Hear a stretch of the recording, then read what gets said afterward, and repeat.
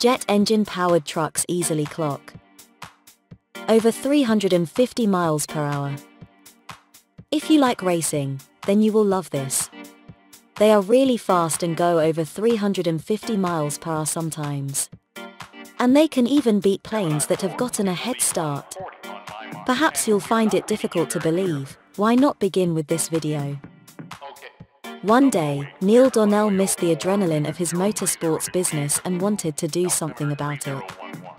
So he started an event management company. This person is interested in jet engines. He wondered how a military-grade engine would work on a Chevy. So he made the Flash Fire Chevy with that engine. This fire-breathing jet truck is very fast. It has a 12,000 horsepower engine and can go as fast as 350 miles per hour, 563 kilometers per hour. It also has a speed record for an airshow, 375 miles per hour, 603 kilometers per hour. Neil's son, Chris, took the jet truck to the next level. He put in 3 J34-48 Pratt & Whitney jet engines from a US Navy plane. They together have 36,000 horsepower.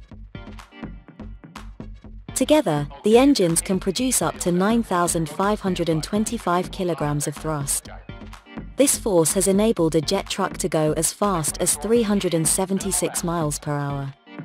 Chris is driving this truck and it makes a lot of noise and hot engine smoke. You will see it in the evening when you're outside for fun. The Donnells are making a new edition of the Shockwave. It will have a wrap and some military pieces. Also coming from the Donnell stable is one of the fastest fire trucks out there.